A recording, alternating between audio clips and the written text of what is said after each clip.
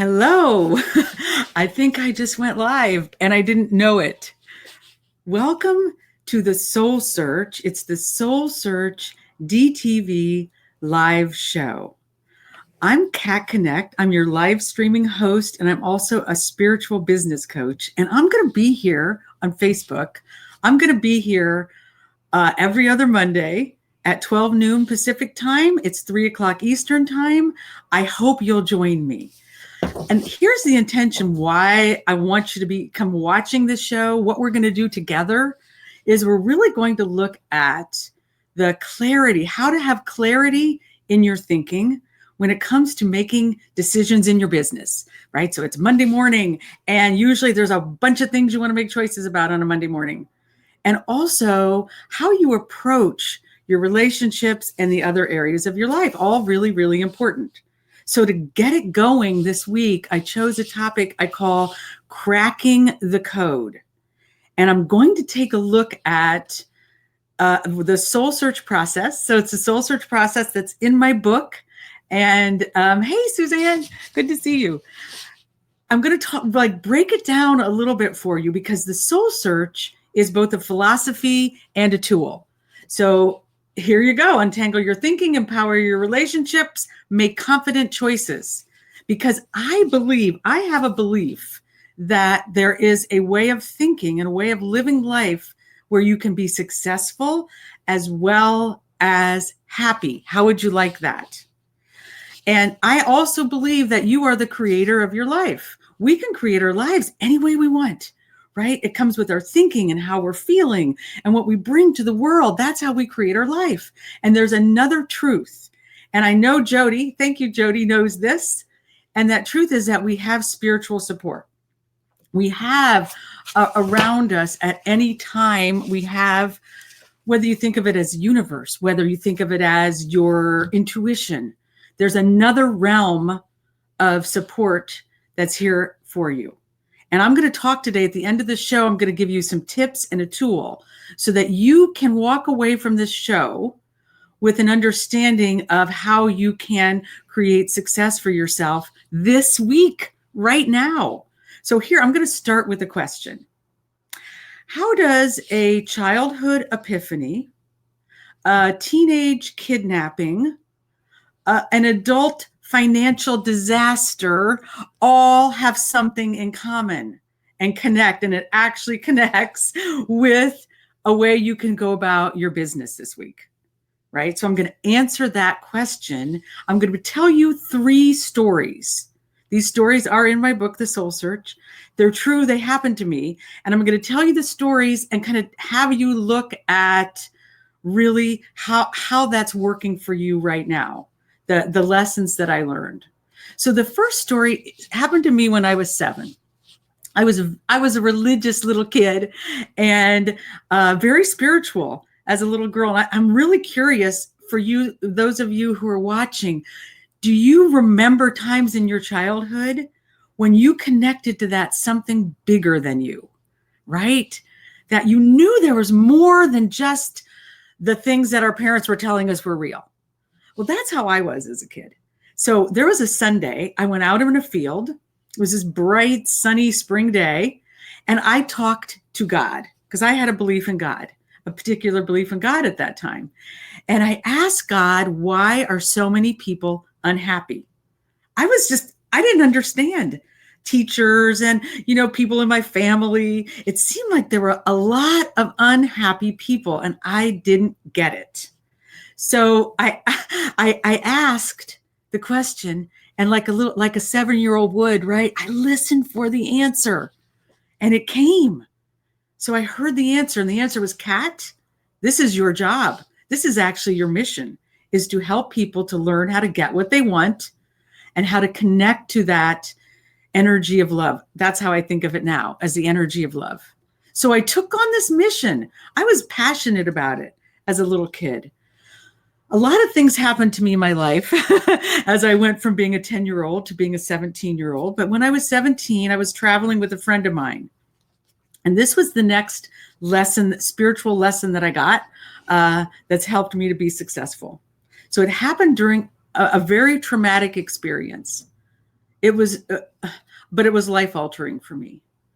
So on this trip, my friend and I were kidnapped, and we were held for hours. It seemed like days. We were held at gunpoint, and there were many points in this captivity that I thought I wasn't going to make it.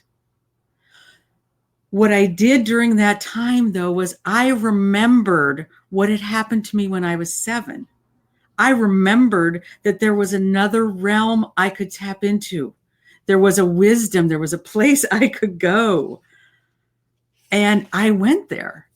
I asked for guidance over and over again throughout the hours of this ordeal, until there came a moment when I really thought this was it. And I just went very, very deep. And I connected to that energy of love, the true energy of love. And it was that saved my life, really. And it was the next morning, I think.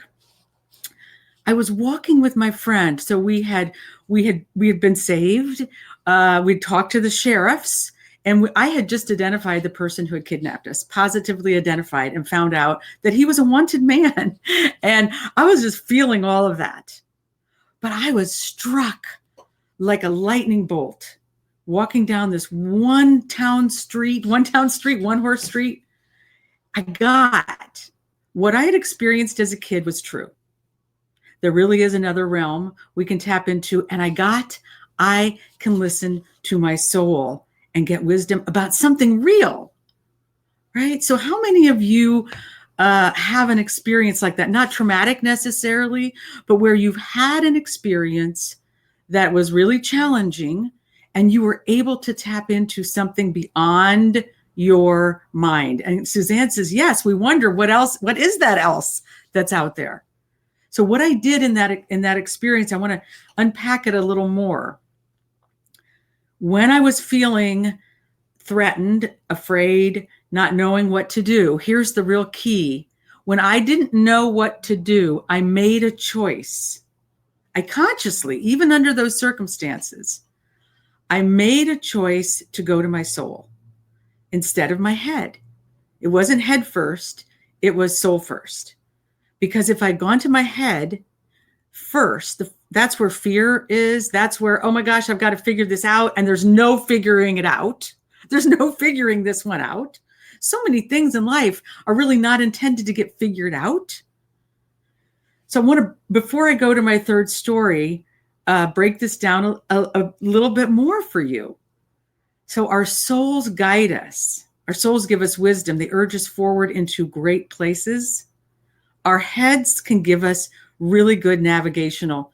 Okay, now that I know that's where you want to go, here's how we're going to do it. Get in the car and drive and to go 10 miles. That's why listening to the soul first and then engaging the mind on how you're going to make something happen. So during that whole ordeal, I kept making that choice.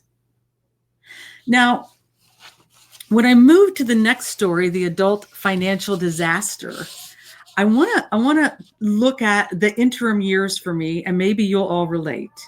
So going from being a teenager to an adult with this deep spiritual belief, I was told so many times how the right way to do things.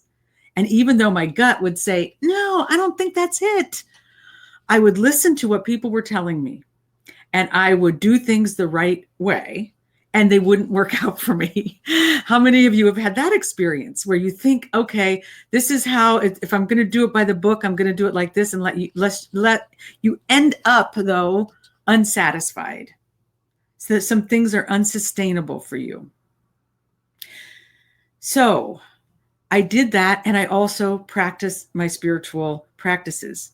I did go to God, I did go to spirit, and I ended up having really, really mixed results in my life.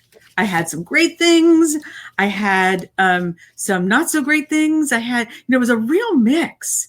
And I still remembered the mission that I had been given at 7. I remembered what it was. But I have to admit to you, I wasn't fully living into that mission, right? How many of you can relate to that you know there's something you're here to do and you want to do it, but it's not always easy. And sometimes it kind of takes a life event.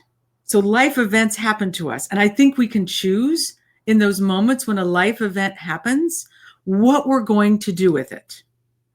So life events happen. They can be something where it's really sad. It can be something about a job that goes away and what am I going to do? And it can be something really, really simple, a challenge like you're at a crossroads because you can feel something's not working for you. And you know there's something else that's going to be better for you, right? You can just get, oh my God, it's not working. I mean, and there's illnesses. This is something that happened to me. Thank you, Jody. Yeah, so true. I got really, really sick when I was about 33. I mean, really sick. I had surgeries. I had a lot of, and it caused me, I'm going to say it actually caused me to pause and say, what's not working? So there might be moments where you say to yourself, hey, what's not working here for me? And I got that. I call this my financial disaster story. So this was a financial circumstance that was beyond my control. I had invested in a property, I say with a family member. Yeah, Karen, it's not always easy. I think it's not easy. When we're on a spiritual path and we're really wanting to listen to our soul and move forward with that guidance, it's not that it's easy because our soul will urge us into new territory. And our soul doesn't care if it looks messy, if we look bad. Our soul doesn't really, that's not where the soul is, that's not really where the soul cares about us. And I love this because my niece Casey and my sister Gretchen are watching. Hey, they're watching from a doctor's office. I'm just going to slip this in there because they're taking care of themselves. My sister's taking care of herself. Go for it. When you're faced with this kind of challenge, so this financial challenge was a surprise. It was one of those out of the blue. Have any of you ever had one of those? Life was going along pretty well. My coaching business was going just fine. I was liking how it was. I had a nice house. I liked how my life was. But we got a phone.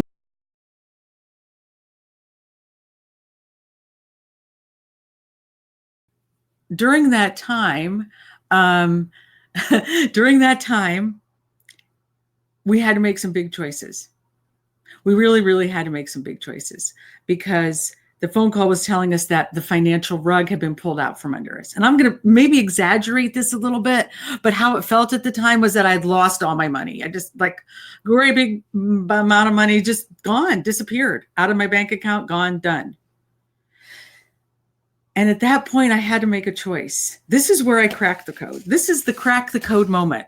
So there might be a moment in your life that you can remember, or maybe there's one that's coming because life throws things at us we don't ever know. The crack the code moment came. I knew I had to do something. If I wanted to save my life coaching business, I thought, what if I could save my life coaching business the same way that I saved my life?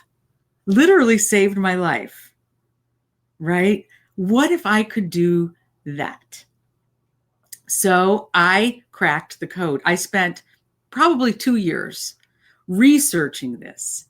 I went deep. I paid attention to my clients. What was it that was happening for them when I noticed things were going really, really well? Or when I noticed something was a little off? I looked at my 17-year-old experience and I broke it down. And I really got that in that experience, I listened to my soul first. And then I took action. And it wasn't a one-time thing. It was a springboard, right? So it was like a springboard for me. Oh, okay, here's what my soul is saying to me. And now here's what I need to get into action about. So I transferred that knowledge to taking my coaching business up, not just one level, but a lot of levels. During a 3-year period of time, and this was when I was writing my book, The Soul Search, because and it's in the Soul Search book, the business, kind of what happened as Curtis and I went through this process of cracking the code. To get my business to go to a new level, and I'm curious if how many of you resonate with this. If you want to go to a new level with something, you got to go into new territory. It's not going to be, it's not going to be safe. Like coming onto this show today, I'm going to tell you, before I came on, I was like nervous, and I'm like, because it's new territory, and it's never easy to go into new territory. And yet that's what the soul urges us to do, so that we can grow, and so that we can learn, and so that we can have those new, really fulfilling experiences. So during that couple of years' time, I had to learn. Here, I'm going to give you some exact things that I didn't want to do. And I'd love to hear some comments from this, because I know there are some other coaches out in the audience here, and maybe some entrepreneurs. I had to learn some new things about marketing. And I had been doing marketing, but I had to learn some new things that were more vulnerable. It meant I had to reveal more truths about myself. I had to put myself, like I went to some new networking groups where I didn't know anybody. And I didn't sound, there were moments in those groups where I didn't like how I sounded. I didn't like how I felt. The soul search process, though, soul first, right? The soul first place, I would go to my soul, and as Jody just said, you have to let go and trust. My soul will go, it's going to be okay. This is going to work out just fine for you. When you're connecting with your soul, because it feels really good. It feels true, maybe a little scary. Maybe like, that's not really the thing I want to do. So that was one thing, was in marketing and in sales. Here's a big one. Here's a great big one. When I was really learning this process, cracking this code, I couldn't do it on my own. I had been running the show. I had help, but I had been running the show a lot in my original business. To go to a new level, I needed help. I needed to ask for help. I needed to do what Jody just said, let go and trust. So part of listening to your soul in order to succeed in life, and Suzanne says you just can't do the same things over and over and expect different results, right? So this is why she likes to travel, because, and that's a great metaphor. I think being an entrepreneur is a lot like traveling, where you're constantly going into new territory. Maybe there's new languages that you need to learn. I know I did. So part of the experience that I had in creating the next level business for myself was learning technology. And let's take a look at that for a moment. I'd really be curious to hear a comment about this. Like, how does connecting with your soul and using technology go together? Right? The first one with the right answer wins. So here's how, I don't know, whatever your right answer is, because this is how it worked for me. It was, I had to keep learning. I had to open up to new ways of learning. And sometimes it took me a long time. It wasn't like an overnight success with anything that I have ever done. If any of you are out there thinking you're going to be an overnight success, or that's the way Kat made it, or that's the way Oprah made it, or anybody, it's really, really, really not true. So I did all of those things. And I hired a business coach, and I took some business trainings so that I could learn, how do you succeed? How do you really succeed in a business, like a coaching business, and make the money that I wanted to make? I did that. And then I also went to ministerial school and became an interfaith minister so that I could learn to connect deeply to my soul and bring those two together. Because that, to me, is where life really gets great. That's where it's really at, is when you're being soulful and being useful. How about that? Soulful and useful in the world. You're having a positive impact on other people. That's the sweet spot, I believe. So I decided, I love this. Curtis says, my soul keeps me awake and alive. and technology is a great teacher. So when we're faced with a challenge, that's where our learning can happen. A year ago, so I have, since I connect with my soul and I get urges and things that don't really make sense a lot of the time, it was about a year ago, I was thinking I was going to open my own church. And I did some soul searching because I walk my talk. And then the spirit said, soul said, no, you're going to start a business academy for professional coaches and entrepreneurs. Because here's the thing, Kat, the people who really need help are the light workers, the change makers. I got this image when I did a visioning of my light lighting up these coaches and other entrepreneurs who have heart-based businesses, and their lights lighting up other people, and their lights lighting up other people. And I just caught fire with it. So I opened up the Soul Driven Success Business Academy for Coaches, and I've just launched our program, Business Alchemy by Design. And it's called By Design because it brings these elements in. What's in your soul, what's in your heart, and using your mind to, I have this on my website about a ship and a rudder. Like actually go in the direction, learn things, face the challenge of learning about real proven business strategies, but in a way that works for you. And speaking of you, I have an exercise. So I'm going to go into the tips and tools. And as I go through these, I have 2 tips for you and 1 tool. The tool is going to require paper and pencil. So if you have to go get a piece of paper and pencil, now is the time. These 2 tips and this tool, they go together. They're separate, but you can use them. And the intention of these, I'm calling these are my soul first, the soul search tips, but this is where you go soul first, not head first. So that you can get into a habit of really listening to that wisdom that you have and putting it into action in just all the time. Why not? Yeah. Okay. Your soul will help you make good choices. I know I kind of took a pause with that because I wanted you to hear it. Your soul will help you make good choices. Great choices. Now, here are the kind of choices I'm talking about. Choices that bring good people into your life. Choices that bring resources your way. Choices that have you helping just the right people. Those kind of choices. Your soul will help you do that. Okay? So you want to go to your soul first. Soul first, not head first.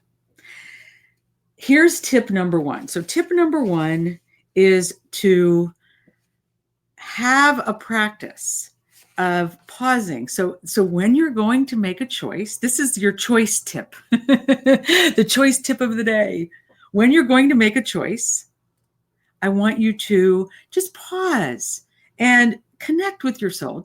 So that's like tip number 1. Just like take some time and really make that connection with your soul. So there might be moments out there in your work week, in your work day, where you take that moment to pause. Now, the second tip is like the first one, but I want you to listen carefully because this one's better. It's better. It's maybe a little more challenging. They get a little more challenging as they go along. So tip number 2 is to set aside time every day, 5 minutes.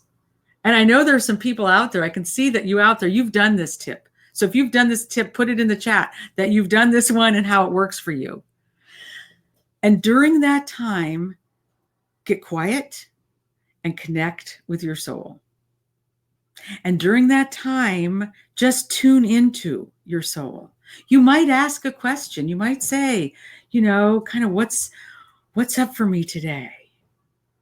What do you want to share with me today?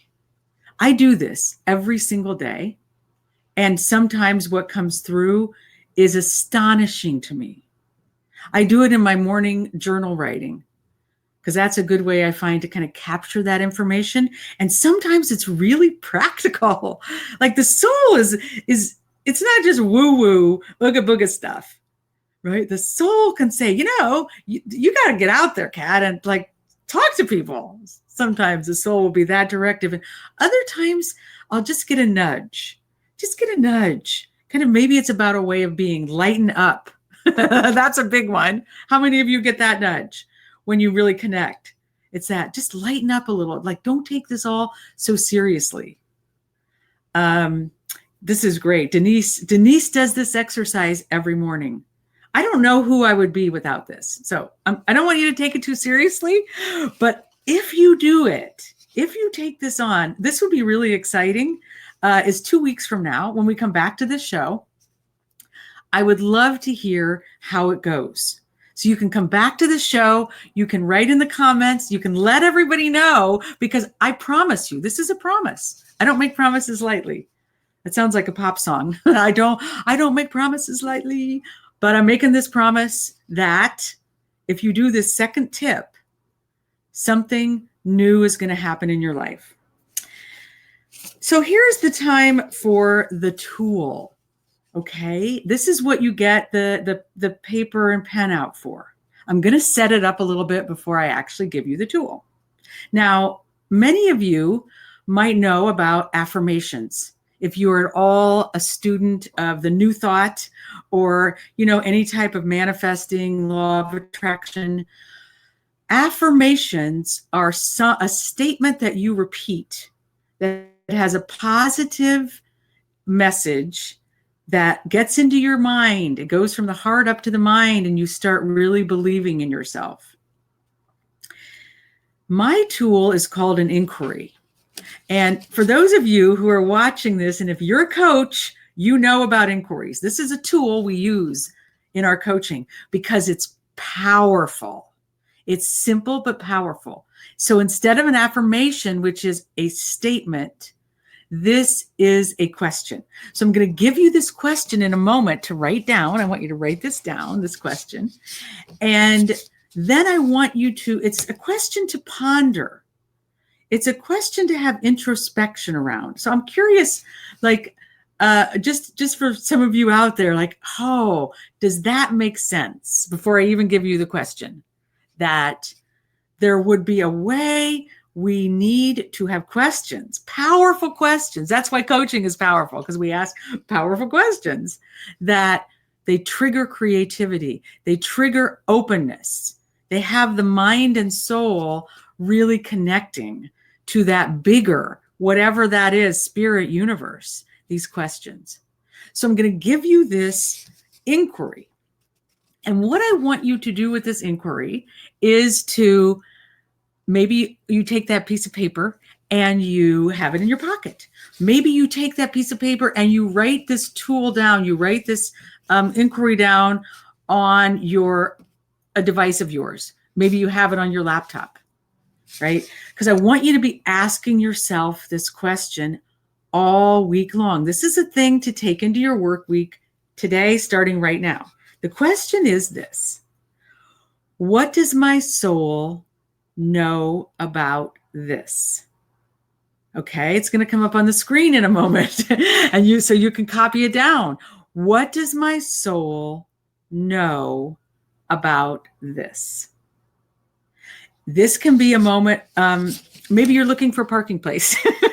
Maybe it's as little as that. Maybe your boss is yelling at you, or you did something wrong, or maybe you're at one of those crossroads. Those crossroads in life, I think of them, there's the I don't know crossroad. There's a new thing you need to do. You don't really know how you're going to do it. It feels important. It can feel urgent, but instead of going to the head first, soul first, and ask the question, what does my soul know about this? And listen and pay attention. It might be a literal answer, or maybe you'll just get a sensation and get into action around it. That's my encouragement for you. Get out there, listen to your soul, and then get your head engaged to make something happen and have a positive impact in the world. That's what I'm wanting for you. That's what I'm wanting for this world. Okay, our time is up. Oh, here's one more thing. Inquiries change lives. Yeah, but they're not for the faint-hearted. So I invite you to join me every other Monday, 12 o'clock Pacific Standard Time, right here on Facebook, 3 o'clock Eastern. I can't wait to talk to you in 2 weeks from now. And from now until then, remember, be the joy. Thank you.